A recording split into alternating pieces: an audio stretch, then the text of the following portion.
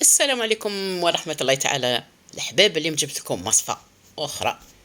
إن شاء الله يلقاكم هذا الفيديو بخير وعلى خير. اليوم جبت لكم شفلوغ، الشفلوغ في الفرن بلا ما نقلوه. هذه الطريقة نديروها للقليان وأنا نديرها في الفرن.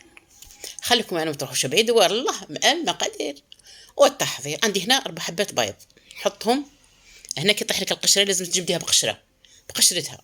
نحط 4 حبات بيض في الصحن نتاعنا، ونزيدو 3 مغارف فرينه ومغرف نشا ومغرف صغيره خماله وهنا نزيدو لي زيبيس ونزيدو المعدنوس كما راكم تشوفوا. وهنا نبدا نبشر في الثوم نتاعي. انا عندي 4 سنينات تاع ثوم، دير 4 ولا 5 صغار انا نتاعي 5.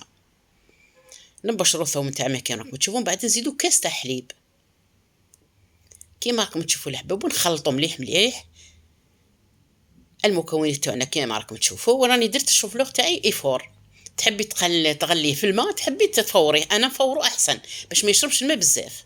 نجيبوا السنين تاعنا اللي يدخل للفرن، نستفوا في هذاك الشوفلوغ تاعنا كيما راكم تشوفوا.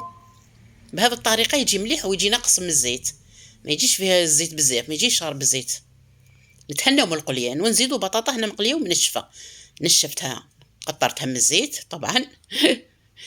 ونزيدوا هنايا قطع من الزبده، واحد مغرف كبيره هكذاك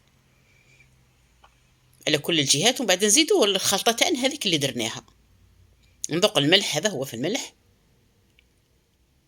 نسقوا فوق هذيك الحشوه اللي درناها، الخلطه اللي درنا، وندخلوه للفرن. راني مسخناته الافونس. هنايا راهو طاب، يطيب غير جوست برك يطيب البيض ونخرجوه. نزيد له هنايا فرماج رابي من الفوق كيما راكم تشوفوا الحباب. نغطي كامل الوصفه تاعنا هذيك الخلطه، نغطيها كامل بالفرماج ونرجعها للفرن حتى يذوب هذاك جوست برك يذوب الفرماج، ما نزيدوا لها والو باش ما تحرقناش. ونخرجوه كما راكم تشوفوا هاي سخونه. نقطعوها ونقدموها بصحة والهنا. شا تعجبكم الوصفة تاع اليوم؟